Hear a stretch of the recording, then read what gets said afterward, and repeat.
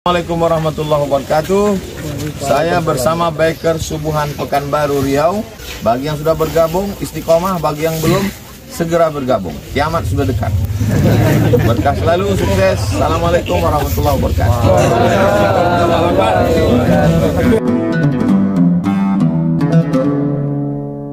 Saya lihat ada orang yang mendahulukan lututnya sampai ke tempat sujud. Ada pula orang yang mendahulukan telapak tangannya. Begitu Bapak Ibu. Ada orang yang mau sujud lebih dahulu lututnya sampai. Ada pula orang yang lebih dahulu telapak tangannya baru kemudian lututnya. Ini bagaimana Ustaz? Ini pertanyaan jemaahnya. Saya lihat dalam kitab Al-Fiqhu ala Madzahibil Arba'ah. Ini kitabnya. Dalam kitab Al-Fiqhul Islam wa Adillatuh Wahb Az-Zuhaili. Saya cek juga. Memang fenomenanya ada dua. Ada orang yang ketika hendak sujud itu lebih dahulu lututnya sampai.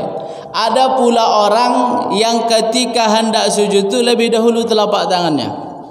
Kenapa demikian? Mari kita lihat ilatnya, dasarnya. Bapak Ibu yang berbahagia, orang yang ketika hendak sujud atau siapapun kita yang ketika hendak sujud lebih dahulu sampai lutut kita ke tempat sujud, lebih dahulu sampai lutut ke tempat sujud baru telapak tangan.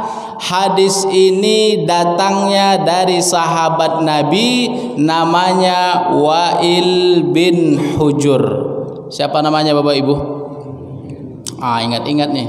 Nama periwayat hadisnya, sanad hadisnya datang dari Wa'il bin Hujur namanya. Jadi kalau Bapak Ibu bangkit setelah selesai ruku mau sujud lebih dahulu lututnya sampai, hadisnya datang dari Wa'il bin Hujur namanya. Yang kedua, orang yang ketika hendak sujud lebih dahulu sampai telapak tangannya, lebih dahulu sampai telapak tangannya ke tempat sujud, baru kemudian lututnya.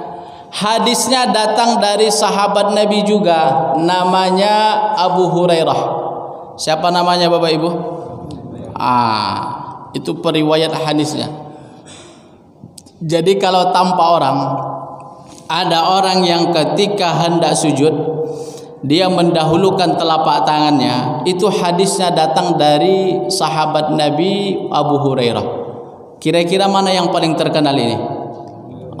Kalau ditanya pasti Abu Hurairah, karena kita bukan ahli hadis dan kita tak pula orang yang mengkaji hadis. Istinbat hukumnya tidak demikian. Kenapa mereka berbeda? Kenapa ada dua hadis di sini? Bapak Ibu tamu-tamu Allah yang berbahagia.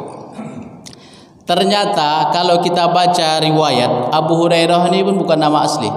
Abu Hurairah ini nama aslinya Abdurrahman bin Sakhar Ad-Dusi. Kalau baca nanti biografi, ketemu nama Abdurrahman bin Sakhar Ad-Dusi, itu nama asli dari Abu Hurairah. Kampungnya Ad-Dus. Ad-Dusi ini salah satu kampung di Yaman. Kalau lihat dalam peta, Yaman itu di bawah, Saudi di atas, di sampingnya Mesir. Kenapa mereka berbeda Ustaz? Mari kita lihat. Ternyata Bapak Ibu tamu-tamu Allah yang berbahagia, Abu Hurairah ini adalah kalangan sahabat yang akhir masuk Islam.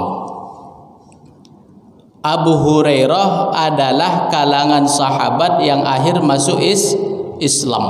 Kapan dia masuk Islam? Lihat dalam riwayat. Abu Hurairah masuk Islam kurang lebih 3 tahun sebelum Nabi wafat. Abu Hurairah masuk Islam kurang lebih 3 tahun sebelum Nabi wafat. Kapan Nabi wafat? Berapa usia Nabi Bapak Ibu? Usia Nabi 63 tahun. Sepakat ulama usia Nabi 63 tahun. Kalau kita kurangkan, kalau boleh kita kurangkan 63 dikurang 3. Berapa itu Bapak Ibu? 60. 63 dikurang 3, 60 tahun.